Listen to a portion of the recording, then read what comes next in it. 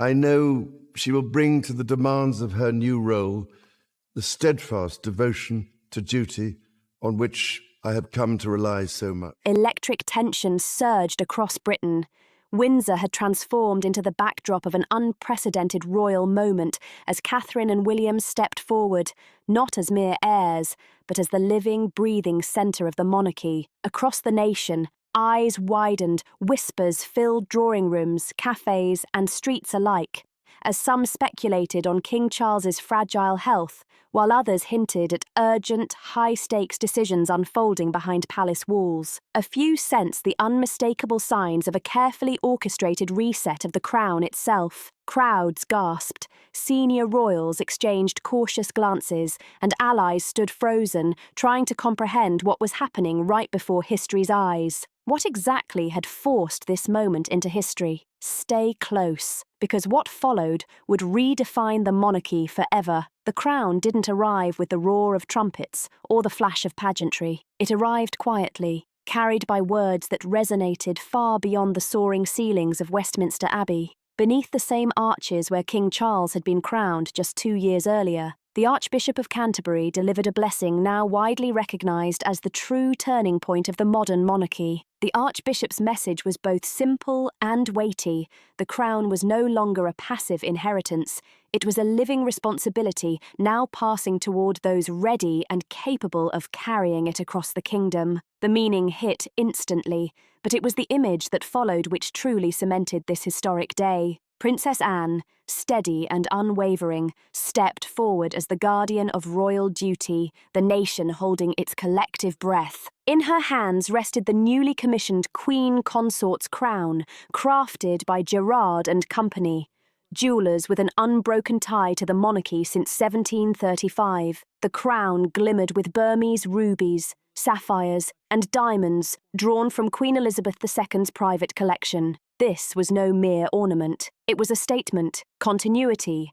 earned trust, and a legacy heavier than gold. Palace officials later confirmed that 2 versions of the crown existed, a heavy state version reserved for grand ceremonial occasions, and a lighter ceremonial version designed precisely for moments like this. Catherine wore the lighter crown, briefly, as Westminster Abbey's bells rang out across London. That fleeting moment reshaped the public's perception of her. Observers noted her calm, almost solemn composure, a quiet acknowledgement that she was embracing more than a symbol. She was embracing duty itself. Within hours, the change was visible to the public. William and Catherine arrived at Windsor Castle for their first walkabout post-blessing. No longer mere heirs, they were now the active centre of the monarchy. Streets overflowed with thousands of people waving flags, holding flowers, and wearing handmade badges reading, "For the future." The scene was electric. William carried himself with a mix of restraint and warmth. Catherine, in a dove-grey coat, met people with quiet assurance. Children pressed folded notes into her hands. An elderly veteran leaned forward and whispered, "God bless the new Queen." Catherine's reply carried its own subtle power. "God bless the King." Every gesture spoke volumes. Palace aides were careful with their words. They emphasised that this was not a regency, it was co-stewardship. King Charles III, resting under medical supervision at Sandringham, had formally handed over day-to-day royal duties. Authority had shifted even if the titles had not yet caught up. One absence sharpened the moment. Queen Camila did not attend, choosing instead to remain at Raymill House for what sources called private reflection. Her absence ignited debate. While Westminster Abbey symbolised a new spirit, Windsor revealed who now truly carried it. Social media erupted, with hashtags praising Catherine, Princess Anne, and what many called a return to duty-led monarchy. A YouGov poll reported that 84% of Britons supported the transition as timely and wise. Catherine's approval ratings soared to their highest level since 2022. International outlets focused on a single image, Catherine bowing to Princess Anne as the crown was presented. CNN hailed it as the defining royal image of the decade. William paused by the memorial oak, dedicated to King Charles III, placing a child's bouquet at its base. Catherine watched closely. Loyalty met leadership. And the real twist of the day became clear. The monarchy hadn't waited for a coronation to evolve. It had already moved, and the country was moving with it. So what sparked this silent transfer of power? Duty? Destiny? Or a calculated move? And who now truly leads? The moment the palace axis shifted, William and Catherine offered a final calm wave and turned toward the castle gates. The public saw confidence, unity, and purpose, while inside Buckingham Palace, tension simmered. The images circulating worldwide, Princess Anne presenting the Gerard crown to Catherine beneath Westminster's ancient arches, were being read not as symbols, but as signals. What appeared ceremonial to the nation felt dangerously close to succession within palace walls. At the centre of that quiet tension stood Queen Camilla. Official statements claimed she had stepped back to support King Charles III during his medical supervision at Sandringham. Her absence from both the Abbey blessing and Windsor walkabout was framed as private reflection, yet insiders whispered that the reality was far more complex. History, they said, was being written without her presence. Camilla reportedly watched from Ray Mill House, moved by Anne's words, but shaken by the symbolic shift that followed. Anne's role was far from ceremonial. It was declarative. By placing the crown on Catherine's head, she publicly affirmed where the monarchy's moral authority now rested. Within days, that symbolism became structural. Palace protocol quietly shifted.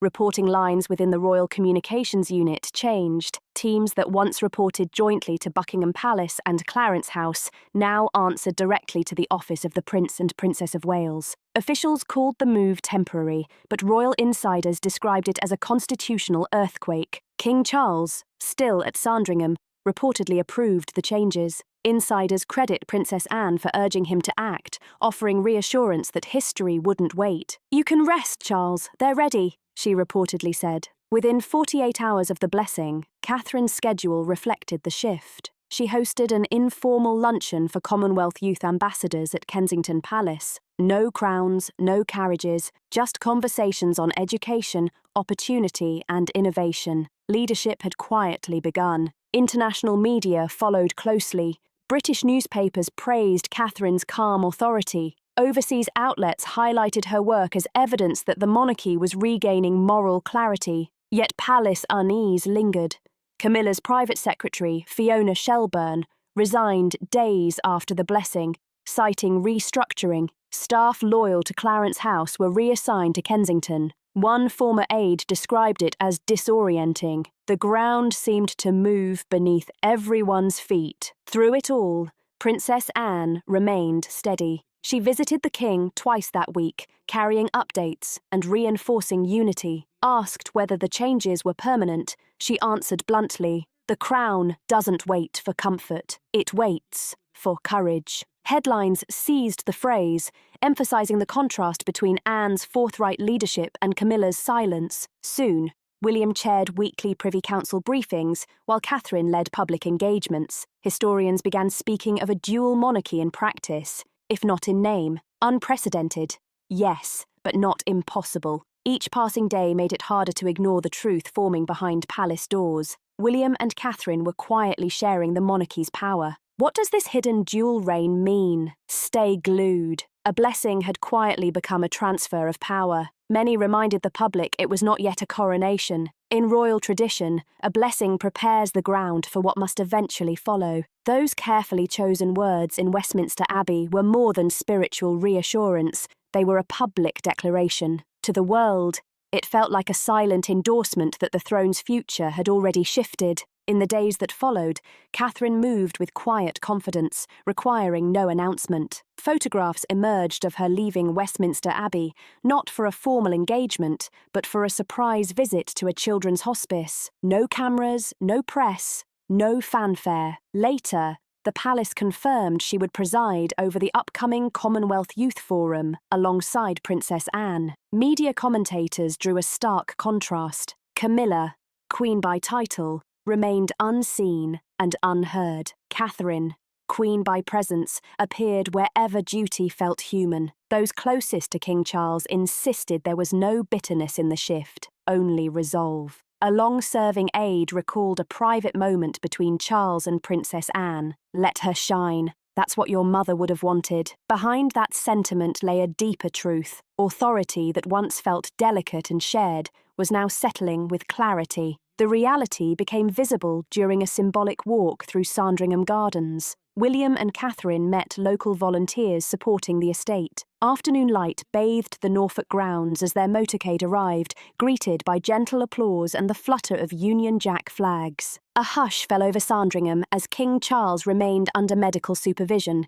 His presence felt more in gestures than in appearances. White roses lined the pathways, parish bells chimed softly across the estate, and the air carried a quiet reverence. This was not a farewell. It was stewardship quietly in motion. William and Catherine emerged together, dressed in understated navy, a deliberate signal of unity and shared purpose that spoke louder than any proclamation. There were no grand carriages, no ceremonial flourish, just two figures walking a path once familiar to Queen Elizabeth II. They paused frequently, acknowledging the crowd with easy, unforced smiles. What had begun as a courtesy visit quickly took on new weight. Catherine knelt to speak with an elderly gardener who had tended the grounds for more than 50 years. He pressed a small bouquet of white lilies into her hands and whispered prayers for the king. She grasped his hand gently and replied, "He feels your prayers every day, right here nearby." William spoke with young scouts, sharing quietly that the best service is often the kind done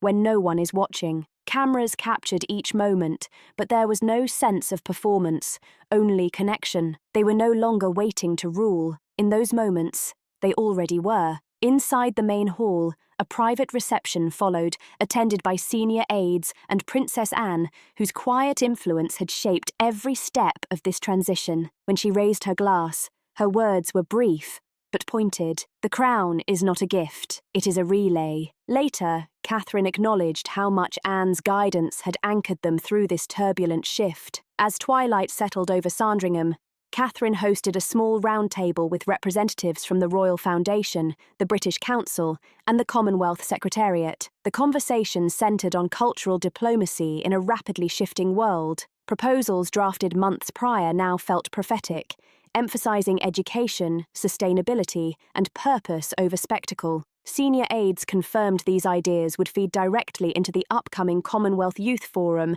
which Catherine and Anne would co-chair. Sky News described Catherine as the monarchy's moral compass, yet inside the palace, not everyone was ready to accept how far the balance had already shifted. Behind the scenes, Catherine quietly reshaped the monarchy. Could tradition survive her vision, or had Britain's crown already found a new heartbeat? Meanwhile, Queen Camila remained absent from the public eye, though she was far from inactive. Sources said she spent her days reviewing charitable portfolios and quietly reassigning advisors, moving through her work with what some described as icy calm and others as calculated retreat. One insider was more blunt. She felt displaced. This was not how she had imagined the latter chapter of her royal life, watching another woman rise not through controversy or ambition, but through years of steady, unquestionable discipline and service. While Camilla recalibrated, King Charles received daily briefings from Princess Anne, each precise, measured, and unsentimental. She brought photographs from the Sandringham walkabout, showing William and Catherine greeting volunteers, speaking with children, and listening more than they spoke. The king studied each image carefully, reportedly remarking, "They understand the people. That's what matters now." Shortly afterward, the palace released a single official photograph, William and Catherine walking hand in hand along a garden path framed by roses and the distant chapel. The caption was telling in its restraint, "Continuity in grace." The public response was immediate. European newspapers praised the couple's composure, with La Figaro noting a new rhythm of royalty, calmer, more sincere. American outlets focused on Catherine, portraying her as a figure quietly redefining the meaning of the crown at home. Opinion polls reflected the shift. 86% approved of her diplomatic direction, many hailing her as a bridge between tradition and tomorrow. Yet inside palace walls, a quieter reality was taking hold. Insiders suggested the king's convalescence could extend far longer than anticipated, effectively placing day-to-day authority in William and Catherine's hands. Official statements avoided the word regency, but the structure spoke clearly. An unspoken pact had formed, safeguarded by Princess Anne, accepted by the king, and sustained by Catherine's steady leadership. For Camilla, that pact meant remaining queen in title while symbolic power moved elsewhere.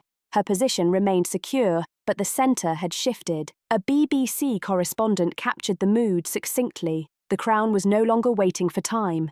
It had already chosen its moment. Days later, the palace confirmed what many had suspected. Catherine and Princess Anne would co-chair the Commonwealth Youth Forum in London. Notably, the announcement came from the office of the Prince and Princess of Wales, not Clarence House or Buckingham Palace. The message was unmistakable. This office was now the monarchy's executive voice for public diplomacy. For Catherine, the appointment carried deeper significance. It felt like a coronation of values rather than ceremony. Years of preparation and restraint culminated in her personally choosing the forum's theme, shared purpose in a divided world, drafted late one evening at Adelaide Cottage and sent to Anne. Anne's reply was short, yet revealing, perfect. It's what we've needed for years. Together, the two women had become the monarchy's stabilising axis. Anne, the seasoned guardian of duty. Catherine, the modern architect of connection. Preparations for the forum reflected this philosophy. Catherine prioritised substance over spectacle. Panels on education, youth innovation, and climate resilience replaced grand banquets. Scholars from Ghana, Singapore, and Canada were invited to contribute. Even the Gerard Queen consort crown became part of the story. Its lighter version, Catherine insisted, was crafted from recycled platinum and stones donated by Commonwealth nations, reflecting her commitment to ethical sourcing. As Catherine's influence expanded, Camilla's withdrawal became harder to conceal. Several charity appearances were cancelled or postponed. When asked about her attendance at the forum, a palace spokesperson offered only carefully measured words of support. The meaning was unmistakable.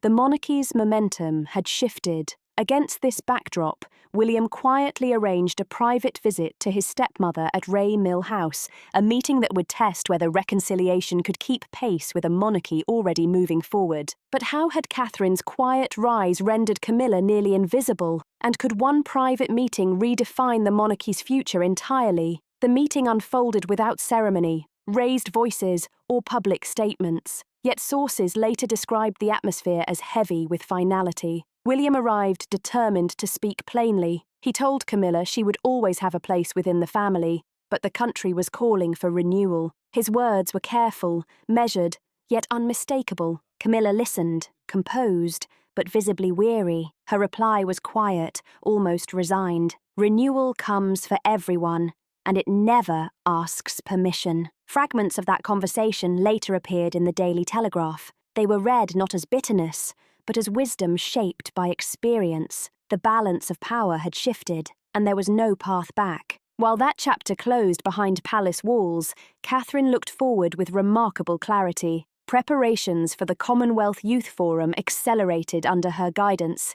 She insisted that the spotlight belonged to the next generation, not royalty. She personally commissioned a short opening film, refusing narration by any member of the royal family. Instead, young voices from across the Commonwealth shared their stories, speaking of education, opportunity, and responsibility. The final line, approved word for word by Catherine, resonated with quiet force. Leadership is not about who stands above, but who stands beside. Within hours of its release, the film spread across social media, praised for humility and purpose. Newspapers in Africa and the Caribbean described it as a people's crown moment, evidence of a monarchy finally speaking with, rather than to, its people. Even King Charles III was reportedly moved. Princess Anne later shared that he had watched the preview in private, sitting silently before softly remarking, "She understands what I tried to begin. Only now it will endure." Coming from a king known for patience and long vision, the words carried unusual weight.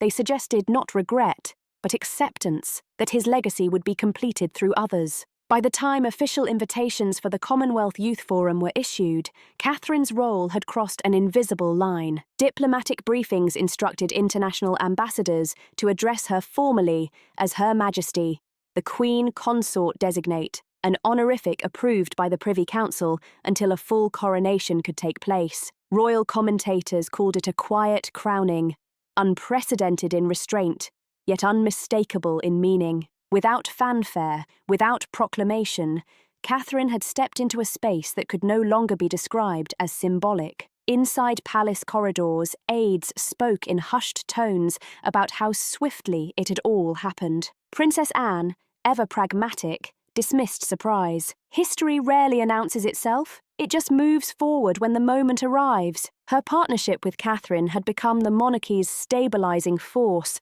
allowing Charles to rest and William to govern without spectacle. Together, they balanced continuity with change in a way few thought possible. Yet, even as Catherine's influence expanded across diplomacy, youth leadership, and moral authority, the echoes of that meeting at Raymill House lingered. Camilla's quiet words continued to circulate, a reminder of power gracefully displaced. A quiet tension had settled over Westminster, almost invisible yet impossible to ignore, as the day unfolded. Interpreted now less as resignation and more as prophecy, the moment had signalled an unstoppable, uninvited renewal of the crown.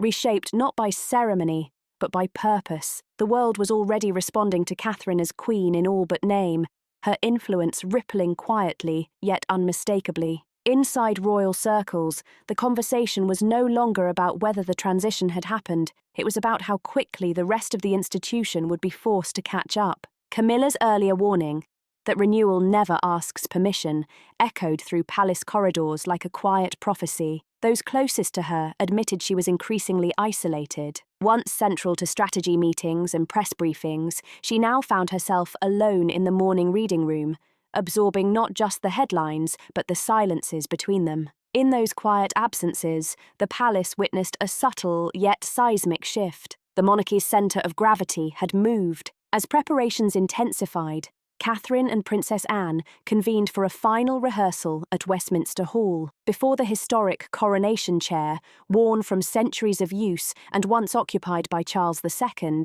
Catherine rested her hand on the polished frame. "It still belongs to the king," she murmured softly. Anne's reply was immediate, firm and revealing. "One day it will belong to you, but what matters most is that it has been earned." A nearby camera captured the exchange, broadcasting it worldwide. The image quickly became symbolic, not of a transfer of power, but of trust, continuity, and earned authority. By the time the Commonwealth Youth Forum arrived, the story had shifted entirely. This was no longer about transition, it was about transformation. Soft rain fell over Westminster that morning, yet inside the Great Hall, a quiet electricity pulsed through the air. This marked the first major international royal event chaired entirely by Catherine, with Princess Anne beside her as the king's proxy. There were no trumpets, no ceremonial robes, no gilded processions. Catherine entered in a tailored ivory suit, wearing only the smaller crown of service. Its subtle gleam sent a clear message: grace, not grandeur. Delegates from over 40 nations filled the hall, representing every corner of the Commonwealth. When Catherine rose, she delivered measured words, spoken with warmth and conviction, emphasizing belief over borders and service as the true beginning of leadership. The applause was spontaneous, sustained and unmistakable. Throughout the day, panels on education, women's rights, and climate sustainability replaced the usual ceremonial elements. Catherine listened intently, asked probing questions, and engaged directly with young leaders from Nairobi to Delhi. Princess Anne watched with quiet pride, later commenting that Catherine possessed the rarest kind of authority, the kind that demands nothing and earns everything. That same afternoon, Queen Camilla made her first public appearance in weeks, visiting a literacy charity in Wiltshire. Her visit, though carefully measured and dignified, coincided with Catherine's forum, drawing inevitable comparisons. Catherine commanded global attention, her presence dominating coverage and social media conversation, while Camilla's appearance passed largely unnoticed. Sources confirmed this was deliberate, a subtle assertion of dignity, though privately it was acknowledged that Camilla also hoped to remind the country that she remained queen. As evening fell, Catherine closed the forum with words that held the room in stillness. "The crown exists not to rule," she said, "but to remind us that compassion is power and humility is strength." The standing ovation lasted nearly 2 minutes. The next morning, headlines around the world were unequivocal. Catherine was leading the Commonwealth forward. Soon after, Kensington Palace released a photograph of Catherine and Anne clasping hands beneath the Commonwealth banner. King Charles, watching from Sandringham, reportedly smiled through tears. "She isn't replacing anyone," he quietly observed. "She's restoring what was nearly lost." In that moment, it became clear that Catherine had not been formally crowned,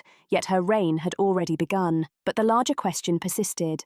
Was Catherine and William's rise simply a renewal of tradition, or a quiet revolution reshaping the crown? How far would their influence reach, even as winter settled over the monarchy's historic corridors? Another story unfolded in near silence. Queen Camilla spent Christmas away from the spotlight at Ray Mill House, accompanied only by close friends and her son, Tom Parker Bowles. She declined the Abbey service invitation, officially citing health reasons, yet insiders suggested her absence was deliberate, a measured acknowledgement that the stage had shifted. One longtime aide quietly remarked, she understood the age of her reign was ending, not in title, but in relevance. At Sandringham, King Charles watched the service on television. When Catherine appeared on screen, composed and radiant, he reportedly turned to Princess Anne and whispered, "She would have made your mother proud." Anne replied firmly, "Then so do I." In that unrecorded exchange, a generational seal was placed on what had already begun, setting the tone for the days that followed. Protocol shifted with remarkable speed. The Privy Council issued a directive formally recognising the Princess of Wales as acting head of state for key ceremonial duties, a role never before assigned to a non-reigning consort. Constitutional experts debated the implications, but public reaction was immediate and overwhelmingly positive. Approval surged, signalling that the country had already embraced the change. Christmas morning at Sandringham confirmed the shift. Crowds gathered despite the cold, eager to glimpse the family. When William and Catherine emerged with George, Charlotte and Louis, cheers erupted, emotional, heartfelt, and immediate. This was not distant pageantry, it was intimacy, connection, and service made visible. Catherine paused frequently, accepting flowers and handwritten notes from well-wishers. One elderly woman clasped her hand, whispering that Catherine already carried the crown without needing to wear it. That afternoon, William and Catherine hosted a private luncheon for volunteers, nurses, and military families, replacing the traditional formal banquet once overseen by Camilla. The atmosphere was intimate, deeply human, and profoundly grateful. One guest later remarked that this was the monarchy they had always hoped for. As evening fell, King Charles delivered a short televised address from Sandringham. His words were gentle, yet unmistakable. He thanked his family, singling out the Prince and Princess of Wales, praising their devotion and compassion as the living heart of service. Many observers described it as the closest Britain had come to a public abdication in modern times. That night, the family gathered privately at Windsor. William raised a glass beside Catherine, speaking softly of new beginnings, earned, not inherited. The king smiled visibly,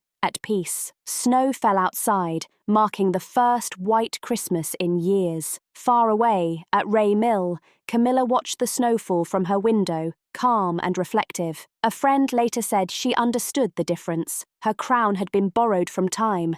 Catherine's was built from faith.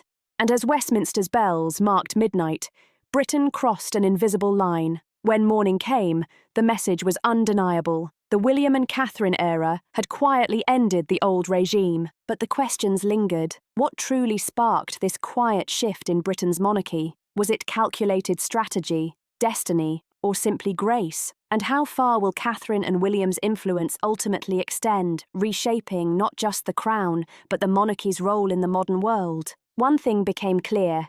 The transformation was already underway. From quiet receptions to high-stakes diplomacy, from children's smiles to the Commonwealth stage, Catherine and William had become the monarchy's stabilising heart. Their era was not announced with fanfare, it had arrived silently, decisively, and with purpose. The monarchy, it seemed, had found a new rhythm, one measured not by titles alone, but by action, integrity, and connection. The stage had shifted, the audience had noticed, and the future had begun. We want to hear your take. How do you see this quiet revolution unfolding? Could Britain's monarchy be truly reshaped by Catherine and William's steady guidance? Share your thoughts in the comments. And don't forget to like, share, and subscribe to follow every step of this historic story.